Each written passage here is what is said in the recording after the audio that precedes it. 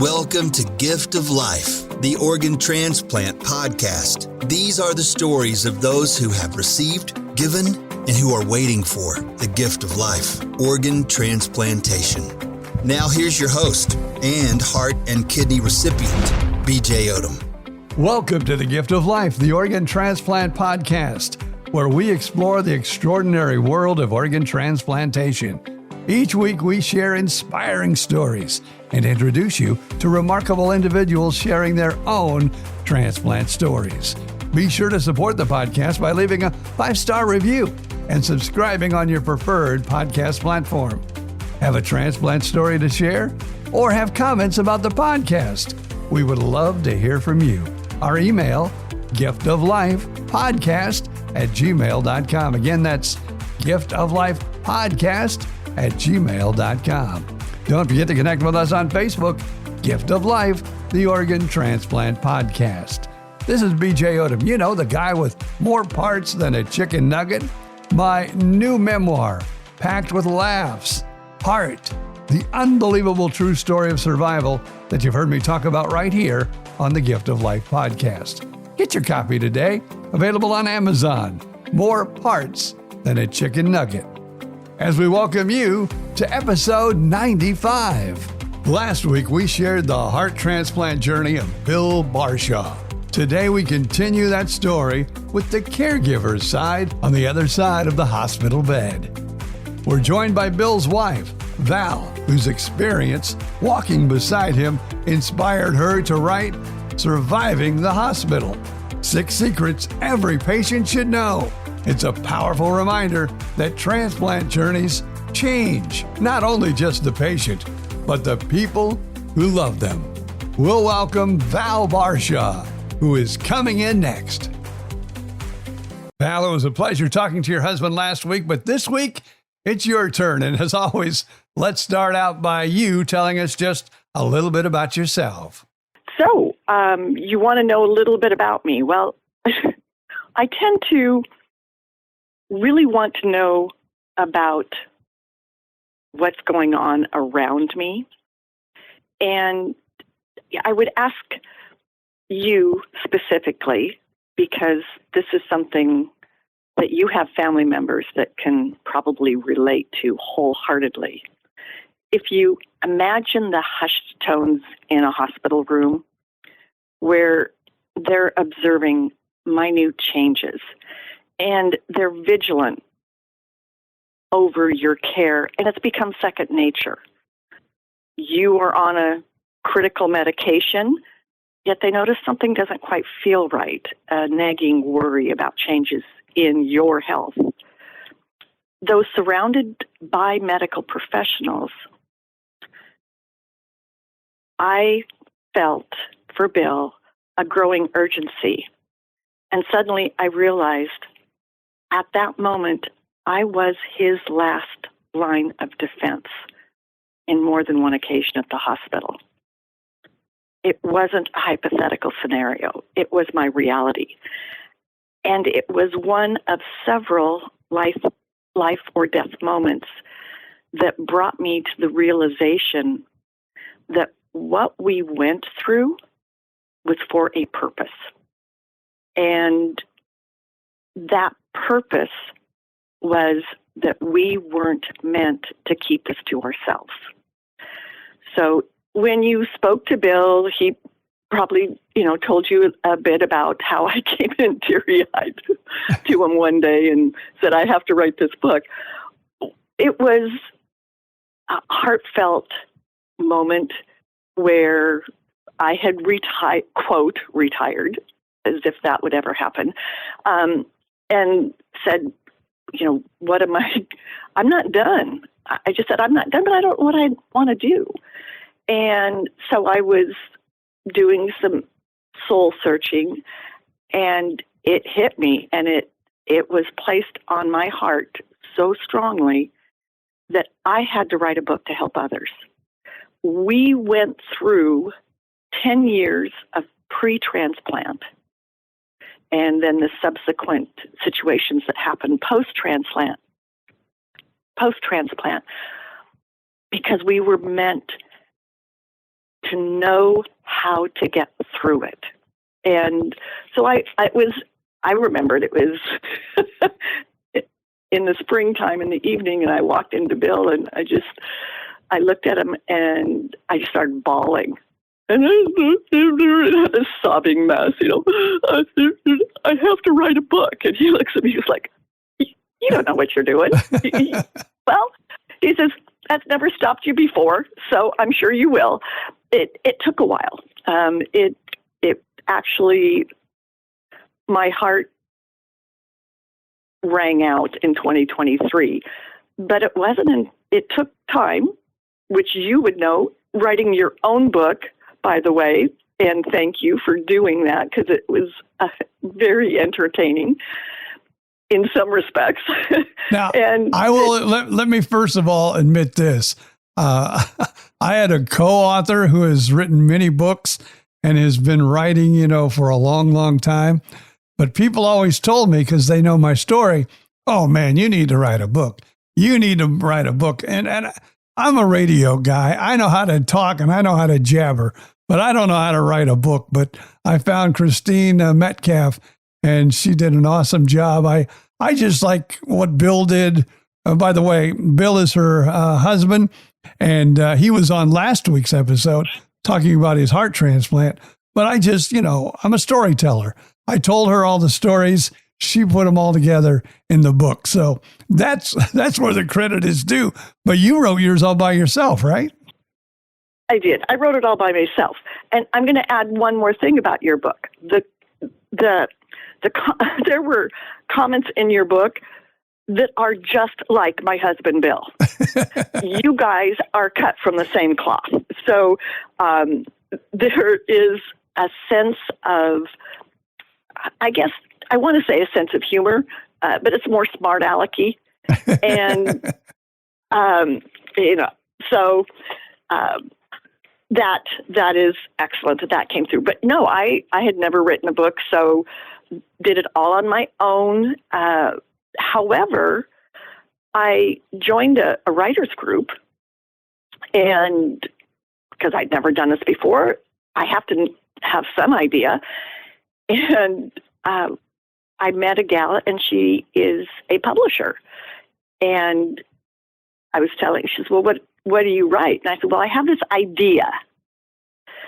And she looked at me and she said, be encouraged. Actually, be very encouraged. So something about the story of the heart transplant. Bill was a coworker of mine. When we first met, we worked at the same company. One day I noticed he wasn't around, cracking his jokes like usual. And I asked a coworker, I said, where's Bill? And they said, well, he's in the hospital. What? This guy's out playing racquetball, goes jogging. What's he doing in the hospital? And I went to visit him. He was in a place of despair. They had just told him he had idiopathic viral cardiomyopathy, which at first is not even a word you can repeat because it just goes straight over your head. And he was grasping at what can he do to get through this in a healthcare system that he knew nothing about. And candidly, neither did I. The only time I'd been in the hospital was once to give birth to my son. But his cardiologist, his initial cardiologist, had the wisdom to tell him, Bill, you need to create a support group around you. You're going to be going through a lot because this whole heart transplant process is going to take every bit of courage, science, wisdom, and faith to get you through it. And his cardiologist initially didn't emphasize the faith, though later came to learn that, yes, he did believe faith had a role in this. But bless his heart, he suggested Bill form a support group. And Bill asked if I would be one of those members of his support group to help keep him on the straight and narrow as he was going down this arduous path. So I was just a coworker. 5 years later, I asked Bill to marry me.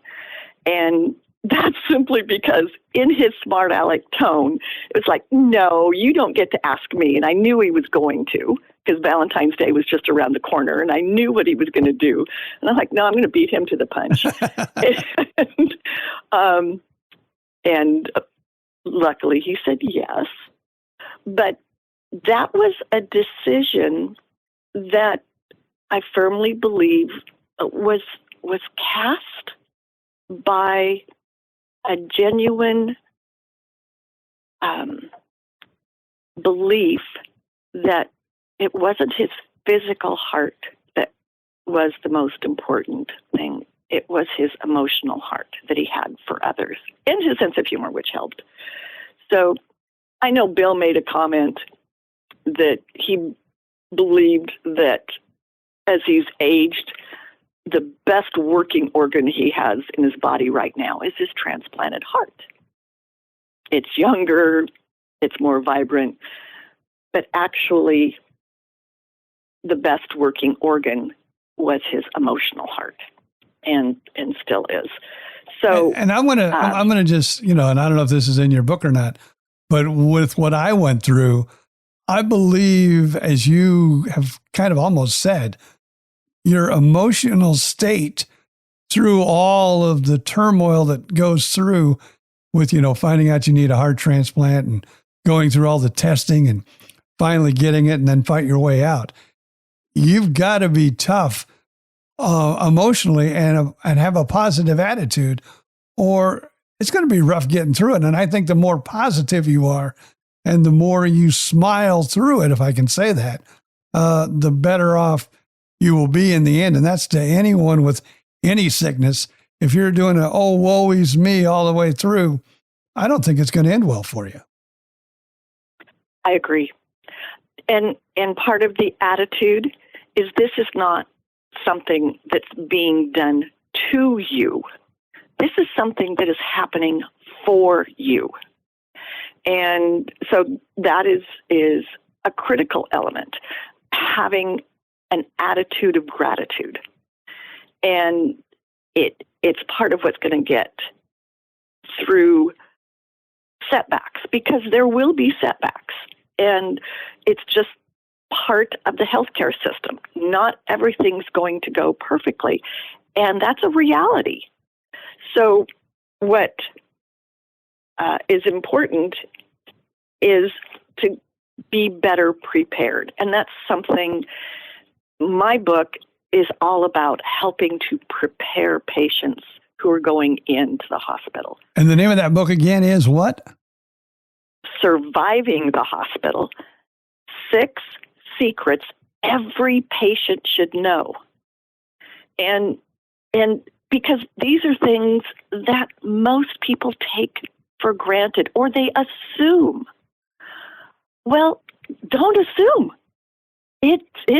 That word assume can be broken into 2 syllables or 3, and you and me are the last 2 of that. And that's absolutely the wrong approach if you want the best possible outcome.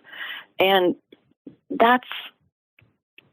it was instilled in me before I asked Bill to marry me, is I had a decision then, is here's this man who has the ability to love with his whole being, but he has a bad heart.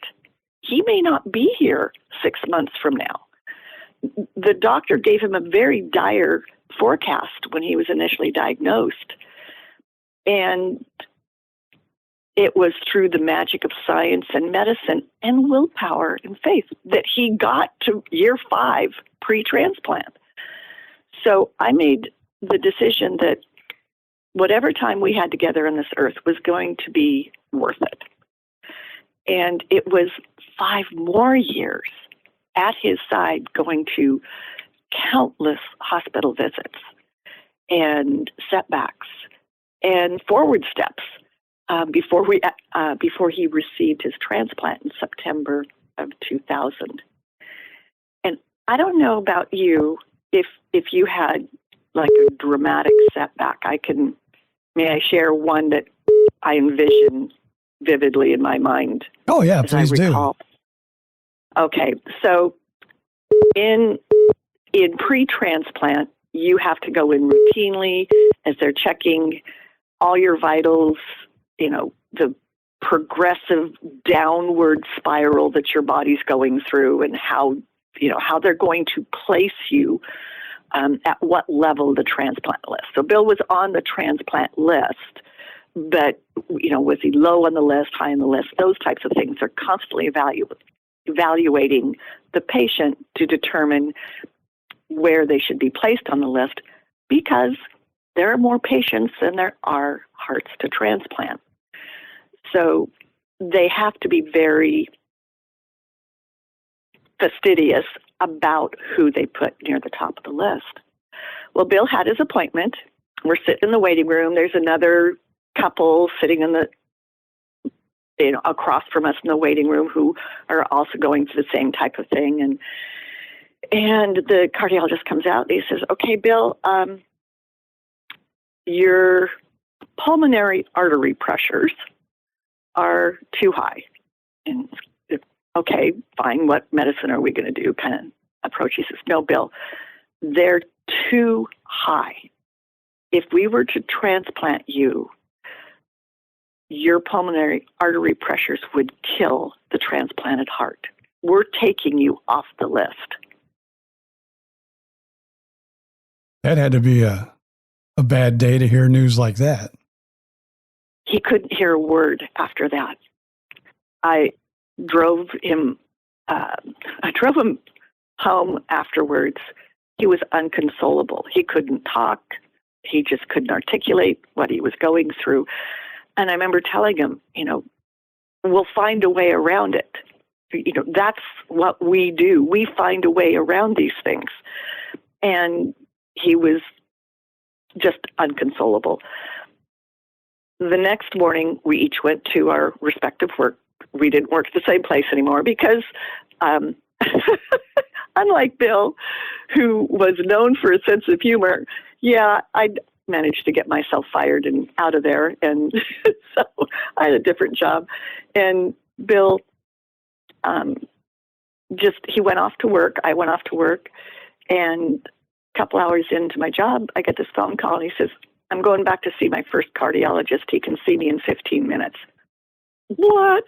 So I got excused from work. I met Bill at that initial cardiologist, not his transplant cardiologist, but the initial one.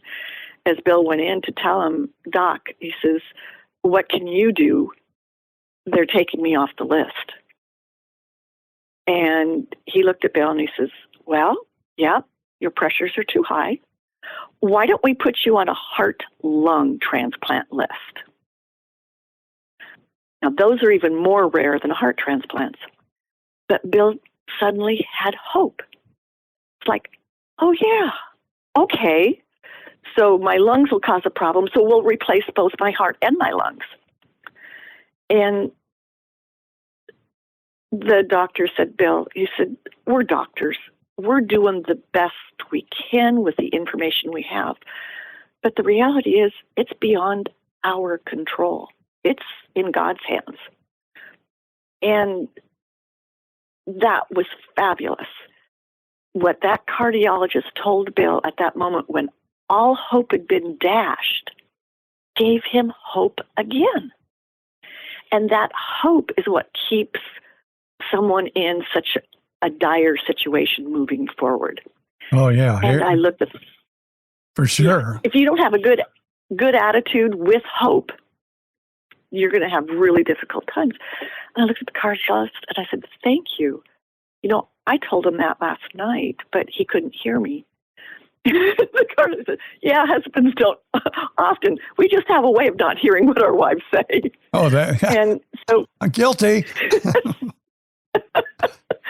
So Bill suddenly had hope again. And back to the transplant hospital, talking with the team there. And they said, "Wait a minute, have you been on this medicine?" I'm like, "No." the dozens of different medicines. No, don't remember that one. We're going to try you on this one. Well, luckily, they put him on a new medicine, and it was helping. Plus, they asked Bill, would he be a guinea pig, be the first human on an experimental drug that regulates pulmonary arteries? And Bill said, I'm in. And so he was the first human being to be tested for FDA approval on a new drug. And it worked.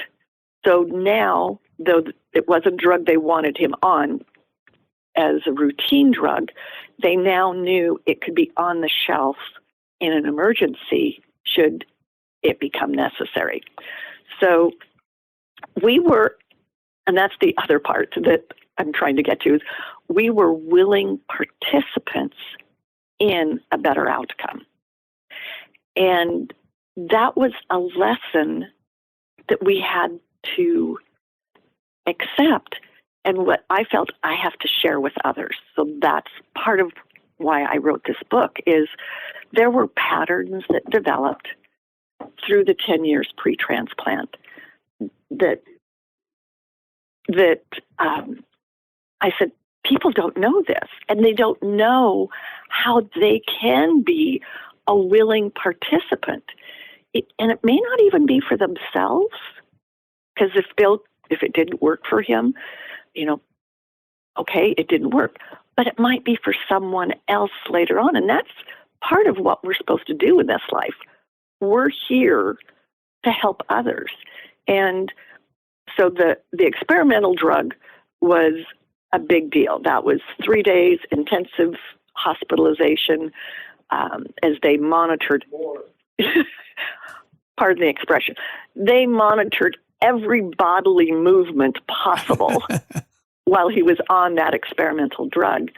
But he also volunteered for other tests that he didn't have to do, just to help give them data so that the science could improve. So initially being told he'd be dead in a year or less without a heart transplant, but it took 10 years to get there. Along the way, the science improved. The technologies were better. The doctors knew more than they did before. And we contributed to that path in whatever way we could. So what my book talks about is the preparedness, is knowing that you can be an active participant and planning to win. What can you do to plan to win this, to be ideal? So, and I'll just quickly go over it. It starts with preparation, getting the knowledge and being curious. Ask more questions, ask for more details. Bill was put on one drug for a while that it totally messed with his memory. And so he'd look at me and it would just be this blank deer in the headlight stare. And I would just go, oh, goes our moment. And because we had to make light of the medicine that he was on. He was on it because somehow or another it was saving his life, but we had side effects. He'd be a deer in the headlight. So asking questions, a lot of questions. What can I do? One question is, what other question should I ask? What can I do to be better prepared? The second step is knowing each and every medicine you're on. So having a medicine list and bringing it to every single appointment is paramount, because hospitals have well-intended people, but they're humans and they can and do make mistakes. So I share a story in the book, and it's a very short book. It's on purpose. But how he was supposed to go in for a procedure, he'd been off his blood thinners for a week, and the nurse came in and offered him a blood thinner with his medicines. And he's like, he had already developed a routine before taking a medicine at the hospital. Ask what it is and what it's for. The hospital medicines may look different than the normal pharmaceutical medicines that you get from your local pharmacy, and that's normal. But Bill asked, what are each of these medicines you're trying to give me? And when she said, "This is a blood thinner," and there was a pause, she was so appreciative that Bill had asked and not just downed the pills, because that blood thinner was not to be had prior to surgery.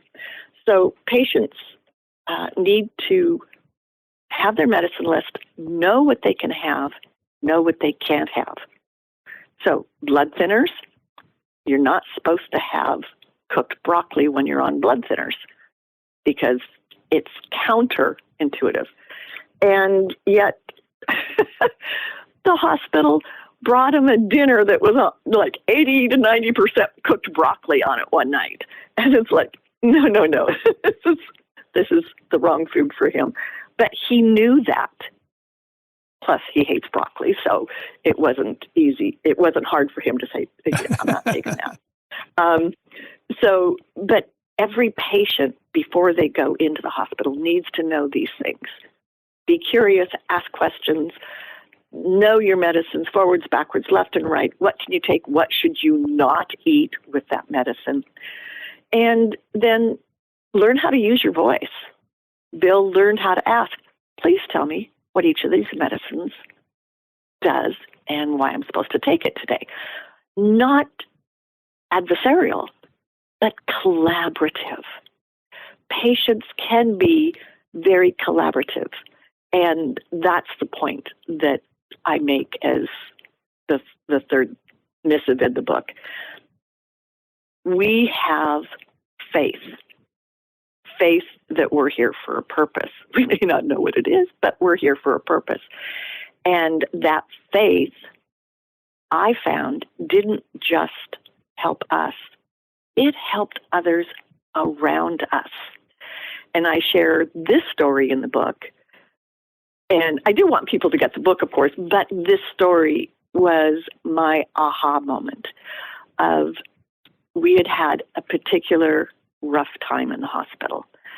Bill had been in longer than anticipated. There had been a series of mistakes that the staff had made. And so he was supposed to go in for a procedure. They had to postpone it because he hadn't been properly prepped. Okay, so we're putting it off a day. Then the next day, and he's on IV liquid only, nothing by mouth. And, I think most people get a little cranky when they don't get to eat. I do. Yeah, it's normal. We enjoy eating. He wasn't allowed to eat because he was going to have this surgery. Well, another mistake was made. Oh, sorry, we're going to have to postpone it another day. Okay. He's getting crankier. I'm getting more excited, but around Bill, I'm there to support and be part of his team. When the third day came, and I said, "Yeah, we're just too busy in the surgical lab to get him in today." I had made a phone call, and I said, "Can I talk to the dean?" Now, I had already gone behind the scenes and been trying to find out what was causing as many mistakes as were happening. And so I was on their radar.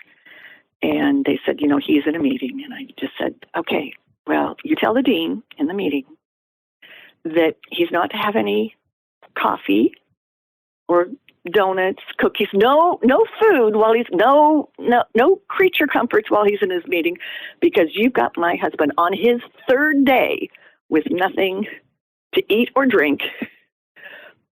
And you're telling me that you can't get him in for the surgery he was scheduled for multiple days ago. So you just tell the dean he can't have any of that." And I added a few other comments, all polite, but urgent. And then I go back to Bill's room, and he can see that I'm not pleased, but I don't want to upset him. And he's like, "Whatever you do, dear, don't go riling up the people around me. These nurses come at me with needles." That's my line. Don't make them mad. They got needles. You two are cut from the same cloth. And I'm like, oh, dear. Well, at that moment in time, I really could have used an independent patient advocate to have been a buffer in the whole situation. I didn't even know they existed at that point in our journey. So the fourth secret is to know how to ask for help. Now, Bill knew how to be polite and ask they're coming at him with needles. I knew how to be emphatic and give examples that colored the picture so that the dean understood what I meant.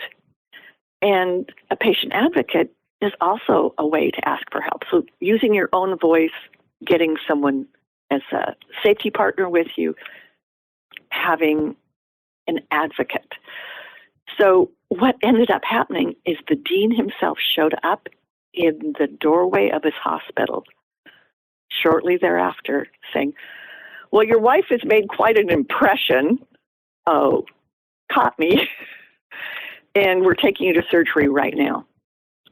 The dean himself wheeled Bill to the surgical room. Now, that doesn't happen. He's a paper pusher, not a gurney pusher. And while we're outside, as the team is just in a mad rush to prep the surgical room for Bill, because they weren't expecting him, I could see how hard they were working. And I looked at Bill and I could see how scared he was. And I just looked at him and I said, let's pray. And we respectfully and quietly just prayed there in the hallway, in the stark, cold, dank hallway, and we just said a prayer.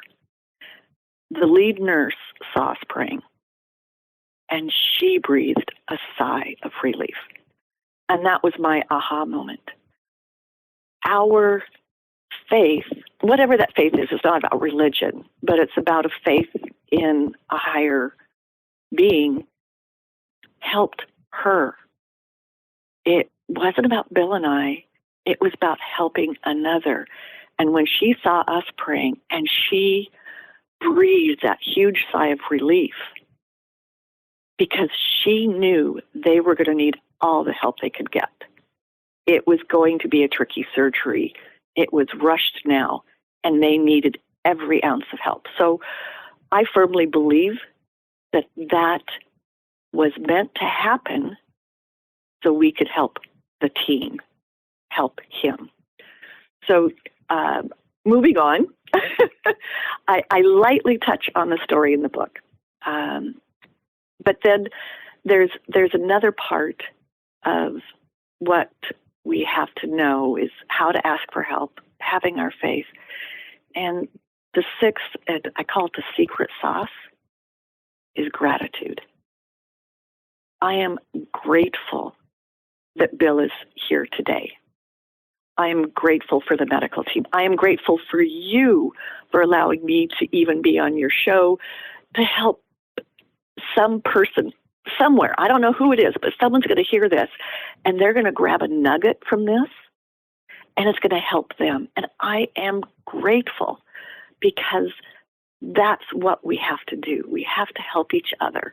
And one of the most important patterns that I learned in the hospital was how hard the teams work.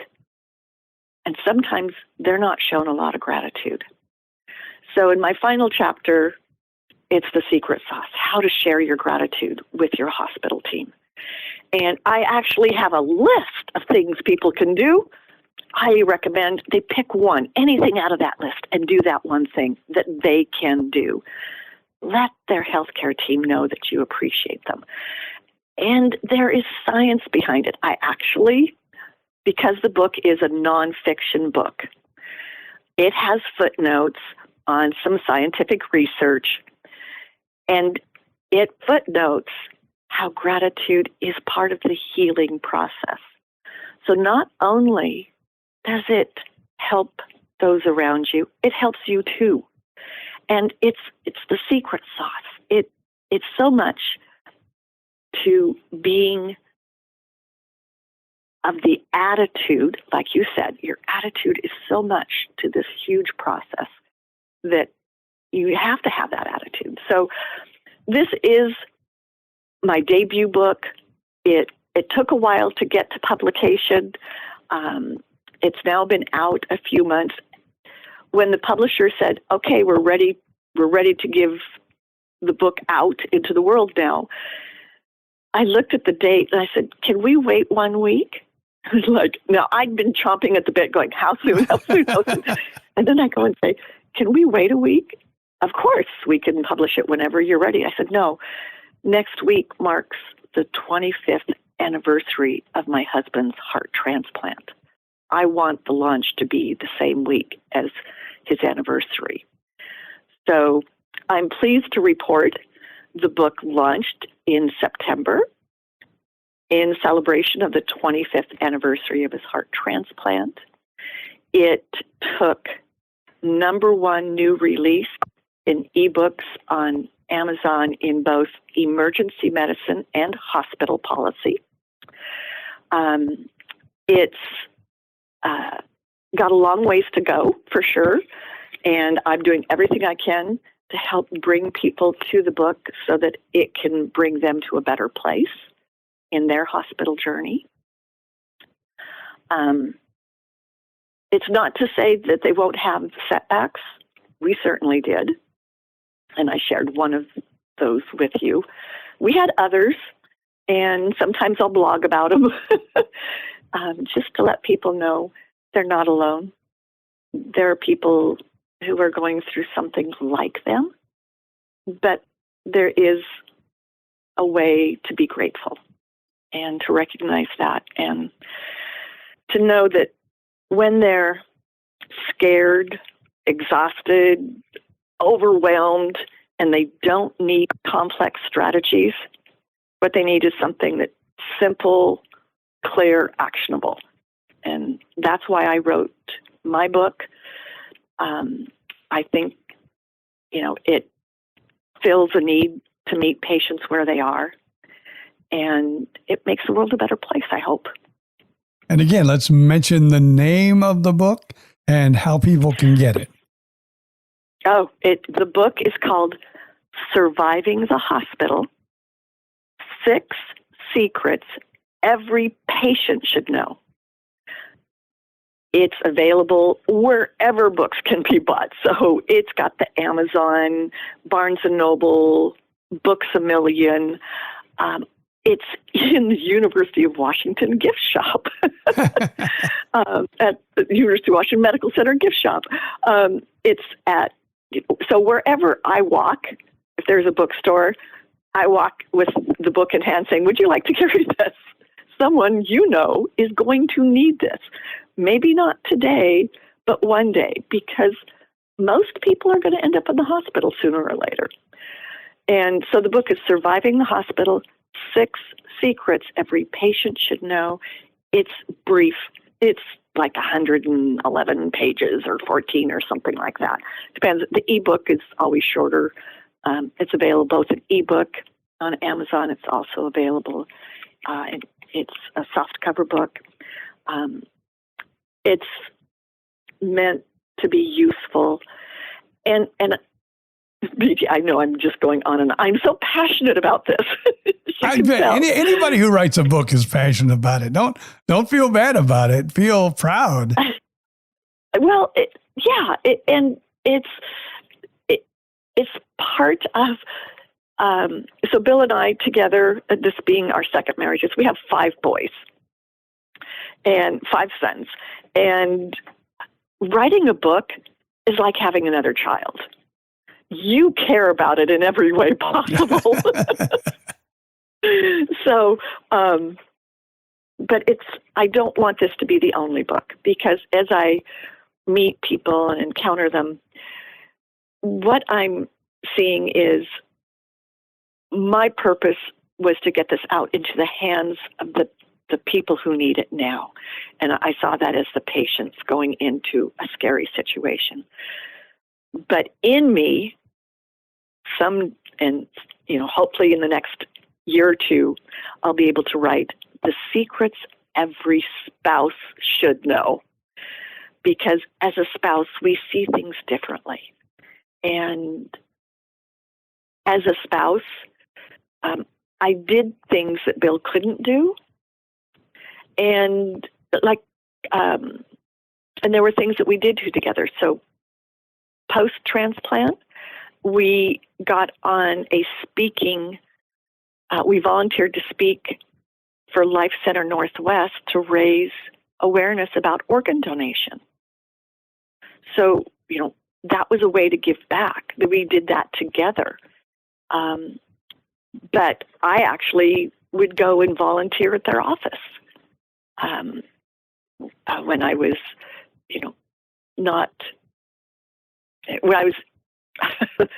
not actively working at the time. So I was always working in some form or another, but if not full time, then I would go volunteer. And one of the things, I've got so many stories, BJ. One of the things that Bill may have shared is how they talk to heart transplant patients or any transplant patient about rejection. This is a foreign entity in your body, and your body may want to attack it. So you're on these anti-rejection drugs for your lifetime. And rejection is very normal. Well, Bill, being the smart aleck that he was, confronted his doctor, said, I'm not going to have rejection. It's not going to happen. And part of that was taken as being a smart aleck. Part of it was because that was his faith and belief, that he had to have that attitude. What he didn't know, but the doctor did, was he did not have an ideal match. What their standards at the hospital center was, is they wanted a 6-point match. Size, blood type, tissue type, minimum 6 things that were ideal. They only found 4 matches with the heart Bill received. But he was in hospital, and he was so dire, they chose to transplant that heart into him, and they expected there'd be some problems. But there wasn't. This 4-point match, he again was part of their experiment and helps drive the sciences further forward. So they didn't tell Bill that, and it took me several months before I shared it with Bill so that it didn't impact his frame of mind. And it didn't, because he accepted that he was fulfilling that athlete's wishes by saying, I accept your gift, and I'm going to give it the best life possible. I thank you for sharing it with me, and I'm going to show you my gratitude by sharing my story with others. Thank you so much, Val, for sharing your story on the other side of the hospital bed. And of course, looking forward to your book, Surviving the Hospital, 6 Secrets Every Patient Should Know. Be sure to join us each week for a new heartfelt episode. And if you have a transplant story, email us, giftoflifepodcast@gmail.com. Again, that's giftoflifepodcast@gmail.com. Follow us on Facebook, and also don't forget to like and share this episode with family and friends. And we appreciate your 5-star review on your favorite podcast platform. Reminder, my memoir, More Parts Than a Chicken Nugget, isn't just a medical story. It's a survival story filled with humor, hope, and heart. Talk a little bit about my radio career, my stand-up comedy career, and of course, my journey through heart transplantation. It's not just a surgical story. It's filled with all the good stuff, and you can get it right now on Amazon. That's right, More Parts Than a Chicken Nugget, available on Amazon. Another podcast you might enjoy is myself and my former radio partner, Bill Stevens. BJ and Bill, the podcast, all on the Podcast Playground Network. And we want to thank them for making this podcast possible. Until next time, I'm BJ Odom. Thank you so much for being a part of our journey and reminding us all to appreciate each and every day and to treasure the extraordinary gift of life.